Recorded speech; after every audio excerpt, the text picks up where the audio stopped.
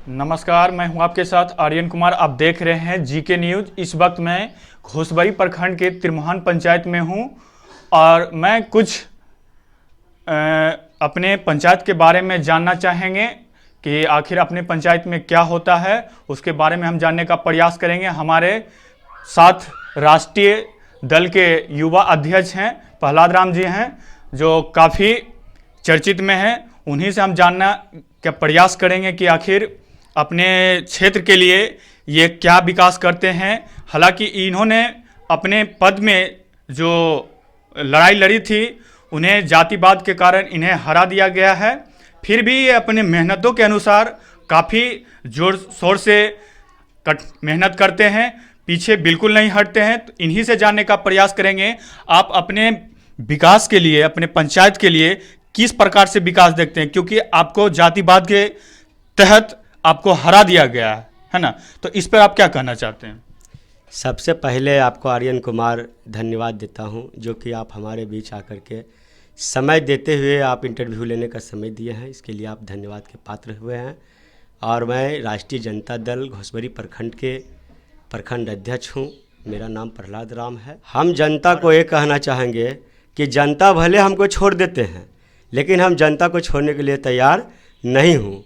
आज भी किसी प्रकार के कोई जनता का कोई परेशानी हो, स्वास्थ्य संबंधित हो या इंदिरा आवास संबंधित हो या डीलर के द्वारा राशन देने और लेने में कोई परेशानी हो या किसी अन्य कोई विकास कार्य में कोई परेशानी हो रहा हो, तो मेरा मोबाइल नंबर हमेशा व्हाट्सएप और फेसबुक पर मैं शेयर करते रहता हूँ कि किसी भी प्रकार का कोई भी जनता का कोई परेशानी हो तो मेरे नंबर पे संपर्क कीजिए। मेरे पास आने की ज़रूरत नहीं है, हम उसके समस्या को सुनेंगे और उनको समस्या को हल दिला करके और अधिकार दिलाएंगे। कहीं ना कहीं लगता है कि आप जनता के लिए खड़ा होते हैं, आप जनता के लिए लड़ाई लड़ते हैं, तो कहीं आपके लिए जनता क्यों नहीं लड़ाई लड़ता? इस पर आपको क्या राय है? आज जनता जो है उसमें जागरूकता नहीं है, अपने आप में सहन शक्ति, सोच शक्ति कि किससे हमको क्या लाभ है उनके पास नहीं है। जिसकी आज जनता का जो समस्या होता है, एक कॉल होता है, तुरंत वहाँ भी मौजूद होता है। उसी तरह दायित्व बनता है जनप्रतिनिधि को कि शिक्षक में क्या कमजोरी है, विद्यालय में क्या कमी है, उसके हम मॉनिटरिंग करेंगे, जो कमी है उसको हम पूर्ति करेंगे। या गार्जियन की कमजोरी है, गार्जियन को जाकर कहेंगे कि बच्चे को स्कूल भेजिए। लेकिन आज जनप्रतिनिधित्व गलत बनने के कारण इसका परिणाम जनता को भुगतना पड़ रहा है। कहीं ना कहीं अक्सर देखा जा रहा है कि जनता को, ये जनता क्या, ये सभी को भुगतना पड़ेगा, क्योंकि आप गलत तरीके से अपने जातिवाद को तरीके से आप प्रतिनिधि को चुने हैं। और अक्सर मुझे लगता है कि जैसा ये बोल रहे हैं, जैसा ये कह रहे हैं, कहीं ना कहीं इनके बातों को सुनना चाहिए और सोचना चाहिए जनता को कि आखिर इनमें क्या है, और वैसे प्रतिनिधि को चुने जो शिक्षित हो और आपके क्षेत्र के लिए कुछ विकास कर रहे हो। क्या अभी अक्सर देखा जाता है 7 या 8 या वार्ड नंबर में वहाँ पर नल जल योजना का पानी भी नहीं आ रहा? क्या आप उस लड़ाई को पुनः फिर से लड़ सकते हैं या फिर उसको छोड़ सकते हैं? निश्चित तौर पर जनता मुझे साथ देगा, हम जनता के साथ देने के लिए तैयार हैं और उसके लिए आगे संघर्ष करेंगे।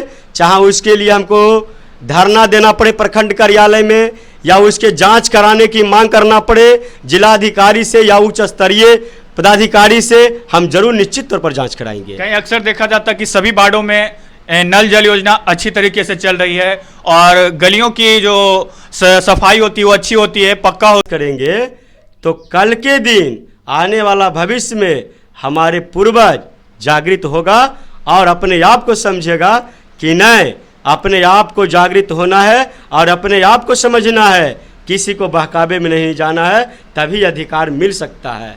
इसलिए हम अपने संघर्ष को जारी रख रहे हैं। अच्छा, आपके पंचायत में अक्सर देखा जाता है छोटे छोटे बच्चे का भविष्य खतरे में है, शिक्षा व्यवस्था बिल्कुल चौपट है।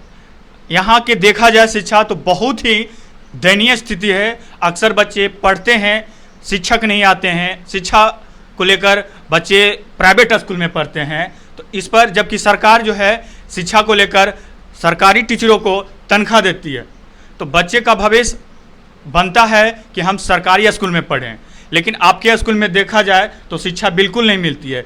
तो आप क्या शिक्षा को लेकर आप क्या संदेश देना चाहेंगे? देखिए, अपन करनी दैवा को दोष नहीं देना चाहिए। यहाँ पब्लिक को हर संघर्ष करके हमने दिखाया। डीलर राशन नहीं देते थे, हमने उसको राशन दिलवाए। बिजली यहाँ 2016 के पहले नहीं मिलता था। जब हम इसका फ्रेंचाइजी लिए तो हमको सिर्फ पैसा वसूल करना था और मीटर चेक कराना था, लेकिन फिर भी हमने अपने खुद खड़ा होकर के सप्लाई को भी देखते थे, प्रोजेक्ट को भी देखते थे और जनता को बिजली बेहतर से बेहतर सुविधा दिए और प्राप्त हुआ। तो इसी तरह यहाँ के जनप्रतिनिधित्व का उस दिन मेरा पत्नी डेथ कर जाती है और उस आपात स्थिति में हम जनता को नहीं छोड़ा और जनता को ने साथ दिया। हम अपने बर्बाद हुए लेकिन जनता को नहीं छोड़ा। लेकिन जब चुनाव की बारी आया तो जनता ने हमको छोड़ करके और लात मार करके हमको पताल में भेज दिया है। अक्सर देखा जाता है कि उम्मीदवार जो होते हैं वो शुभ चिंतक होते हैं, लेकिन जनता जब आती है तो वो छोड़कर चली जाती है। आज भी ये उसी मेहनत पर खड़े हैं जो पहले खड़े थे। अक्सर देखा जाता है, इनके बारे में सुने हैं, बहुत सारे भी लोग कहते हैं कि ये बिजलियों के लिए अपने पंचायत में हमेशा लड़ाई लड़ते हैं और बिजली को रोकने से बाधित नहीं होते हैं। बिजली हमेशा ये प्रदान करते हैं, चाहे जैसे भी स्थिति हो वो हमेशा प्रदान करते हैं। ये कभी पीछा भागते नहीं हैं। तो इस पर हम जानने का प्रयास करते हैं कि आखिर इतना मेहनत आपको अपने पंचायत के लिए किस मकसद से आप करते हैं, क्योंकि आपको जब जनता चाहती ही नहीं है तो आपका इसमें महत्व क्या बनता है? जनता हमको चाहे या ना चाहे, लेकिन हम ये समझते हैं कि जनता जब सो जाता है तो उसे जगाने की ज़रूरत होता है। जब तक हम आज मेहनत और संघर्ष नहीं करें, मेरे पंचायत और प्रखंड में विकास हो, इस पर दिन रात मैं नज़र रख रहा था और अभी भी रख रहा हूँ। मैं जनता के बीच कभी नहीं छोड़ा हूँ, ना छोड़ूंगा और आगे भी उसके लिए लड़ाई लड़ता रहूँगा। कहीं ना कहीं देखा जाता है कि अक्सर लोग हार जाते हैं तो अपनी उम्मीदें को छोड़ देते हैं, लेकिन अभी तक आप उसी उम्मीद को लेकर जगे हैं जो उम्मीद आप पहले कर रहे थे। तो इस पे आपको क्या कहना है? जो आदमी उम्मीद को छोड़ देता है तो हार करके वो मर जाता है, लेकिन मरने से सफलता नहीं होगा, उम्मीद को छोड़ने से सफलता नहीं होगा। लगातार अपने संघर्ष को जारी रखूँगा तो आने वाला भविष्य में मेरा सफलता प्राप्त होगा। इसलिए मैं अपने संघर्ष से कभी पीछे नहीं हटूँगा और अपने संघर्ष जारी रखूँगा। कहीं ना कहीं लगता है कि लोगों को जागरूकता होना चाहिए कि ऐसे उम्मीदवार को चुने जो आपके क्षेत्र के लिए, आपके प्रखंड के लिए हमेशा खड़ा रहे। लेकिन अक्सर देखा जाता है कि उस उम्मीदवार को चुन लेते हैं जो आपके पंचायत का भी विकास नहीं कर पाते, और प्रखंड की तो दूर की बात है। जब अपने पंचायत में ही नहीं विकास होता है तो प्रखंड में वो क्या करेंगे। लेकिन आप अभी भी उसी मेहनत को लेकर चल रहे हैं जो पहले चल रहे थे, है ना? तो कहीं ना कहीं ये भविष्य में आने के लिए जो आप तैयार हैं, उस उम्मीद को लेकर आप जनता को क्या करेंगे? तो सदा दिन ये जनता सुत जाएंगे और सुतले रहेंगे, कभी आगे नहीं बढ़ेंगे। आज जितना हमको परेशानी हो, हम निर्वाचित हुए तो हर चीज़ों को सहयोग करना चाहिए, जनता को जागृत करना चाहिए, शिक्षक लोग को सहयोग करना चाहिए, विद्यालय में क्या चीज़ की कमी है उस चीज़ को पूर्ति कराना चाहिए। लेकिन आज यहाँ जनता इतना गलती करता है कि जातिवाद, परिवारवाद, स्वार्थवाद में आ करके गलत लोगों को जनप्रतिनिधि चुन देते हैं, और वह जनप्रतिनिधि जब बनता है तो इतने कमज़ोर, इतने मोंगमेहर बनता है कि वो अपना कमाने नहीं पाता है तो जनता को क्या कर सकता है। जैसा देखा जाए तो विद्यालय में आज प्राथमिक विद्यालय तिरमहान है, उसमें ना बाउंड्री की व्यवस्था है, ना उसमें चापाकल है, ना उसमें शौचालय है। वहाँ हमारे शिक्षक महिला लोग मौजूद है, एक भी टीचर पुरुष नहीं, उसमें महिला है। लेकिन उस महिला के साथ क्या गुजरता है मेरे घर के बगल में हम जानता हूँ कि क्या परेशानी होता है। किसी दूसरे को बगल वाले के घर में जा कर के बेचारे अपने शौच का प्रयोग करते हैं और 8 घंटा स्कूल में रहते हैं, तो उसका परेशानी वो खुद भुगतते हैं। तो जनप्रतिनिधि उनका सहयोग नहीं करते हैं और यहाँ के जनता गलत लोगों को जनप्रतिनिधित्व करने के हाथों में सौंप देता है, जिसका परिणाम यह भुगतना पड़ता है। इसलिए जिम्मेवार शिक्षक लोग नहीं है। आज सरकार जब बना तो थाना में जाकर के गाड़ी प्रबंध किए, सीओ साहब को गाड़ी का प्रबंध किए। जनता का सपोर्ट चाहिए, तभी आपके लिए ये प्रतिनिधि आपको लड़ सकते हैं, आगे बढ़ सकते हैं। और अगर आप साथ नहीं देते हैं तो अकेला लड़ाई बिल्कुल नहीं लड़ा जा सकता है। ये कहीं ना कहीं आपकी विचार को, आपकी सोच को ये निर्दलीय कर सकता है। अच्छा, एक बात और है, मेरा सवाल है, आखिरी सवाल है, कहीं ना कहीं लोगों को मैसेज ये सोचना चाहिए कि हम वैसे प्रतिनिधि को चुने जो हमारे लिए विकास कर रहा हो। ऐसा अक्सर बहुत सुने हैं कि आप किसी को राशन भी दिलवा दिए हैं, आप किसी को इंदिरा आवास दिलवा दिए हैं, बहुत सारे ऐसे हैं जो योजना आप दिलवा सके हैं। तो उस जनता को आप क्या मैसेज देना चाहेंगे जो आने वाले समय हैं उस पर आप खरे कैसे उतरेंगे? हम जनता के साथ हमेशा खड़े हैं कि जो भी दुख सुख होता है, किसी के कोई घर में मृत्यु होता है या किसी के घर में कोई इमरजेंसी बीमार पड़ता है या किसी को कोई परेशानी गरीब को पहुंच रहा है, तो डायरेक्ट हम उस चीज़ को मेरे जानकारी में होता है तो गंभीरतापूर्वक संज्ञान लेते हुए हम वहां तक पहुंचते हैं और उनके समस्या को सुनते हैं। अगले पदाधिकारी को हम अवगत कराते हैं और उसके हक दिलाने के लिए प्रयास करते हैं। जैसे आज हमारे एरिया में हम एक जगह गए थे और किसान लोग को मेरे पंप निर्वाचित हुए, तो हर चीज़ों को सहयोग करना चाहिए, जनता को जागृत करना चाहिए, शिक्षक लोग को सहयोग करना चाहिए, विद्यालय में क्या चीज़ की कमी है उस चीज़ को पूर्ति कराना चाहिए। लेकिन आज यहाँ जनता इतना गलती करता है कि जातिवाद, परिवारवाद, स्वार्थवाद में आ करके गलत लोगों को जनप्रतिनिधि चुन देते हैं।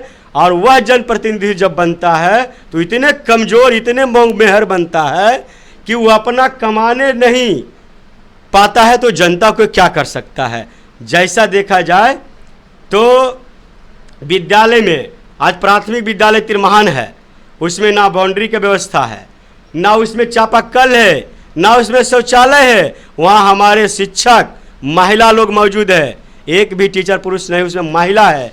लेकिन उस महिला के साथ क्या गुजरता है मेरे घर के बगल में हम जानता हूँ कि क्या परेशानी होता है। किसी दूसरे को बगल वाले के घर में जा कर के बेचारे अपने शौच का प्रयोग करते हैं और 8 घंटा स्कूल में रहते हैं, तो उसका परेशानी वो खुद भुगतते हैं। तो जनप्रतिनिधि उनका सहयोग नहीं करते हैं और यहाँ के जनता गलत लोगों को जनप्रतिनिधित्व करने के हाथों में सौंप देता है, जिसका परिणाम यह भुगतना पड़ता है। इसलिए जिम्मेवार शिक्षक लोग नहीं है। आज सरकार जब बना तो थाना में जाकर के गाड़ी प्रबंध किए, सीओ साहब को गाड़ी का प्रबंध। पशु चरवाहा को हमने देखा कि बेचारे बहुत चराते हैं और पोसते हैं और देखे कि बढ़िया बढ़िया जानवर मर रहा था। तो हमने पूछा ये कैसे हो गया, तो बोला कि नहीं जानते हैं, इसका बीमारी फैल गया है जिसके कारण से जानवर मर रहा है। तो हम बोला इसका क्या कहता है, तो बोला कि तो सर्रा को बीमारी होता है, हम लोग को टीका नहीं पड़ा है, इसलिए ऐसा जो है कि हमारा जानवर मर जा रहा है। तो हमने आश्वासन दिया कि हम पशुपालन चिकित्सा पदाधिकारी प्रखंड को हम पत्र लिखेंगे या फ़ोन से जानकारी देंगे और आपके जानवरों को समय पूर्व टीकाकरण कराएंगे।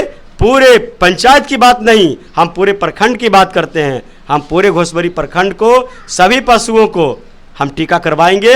इसके लिए हम पत्र लिख लिए हैं और टेलीफोन पर भी हमने अवगत कराने का प्रयास किया, बात नहीं हो पाया है। होता है तो हम आगे भी इसका कार्रवाई करते रहेंगे। चलिए, तो हमारे साथ प्रहलाद जी थे जो राष्ट्रीय अध्यक्ष घोसबरी प्रखंड के हैं, जो इन्होंने साफ तौर से जनता को मैसेज भी दे दिए हैं और साफ तौर से अपने विधि व्यवस्था को लेकर एक बड़ी बात इन्होंने कह दिया है। तो अगर आप चाहते हैं कि अपने क्षेत्र में हमेशा विकास हो तो ऐसे प्रतिनिधि को चुनें और इनके साथ हमेशा खड़ा रहें। इस वीडियो को देखने के लिए बहुत बहुत धन्यवाद। मैं हूं आपके साथ आर्यन।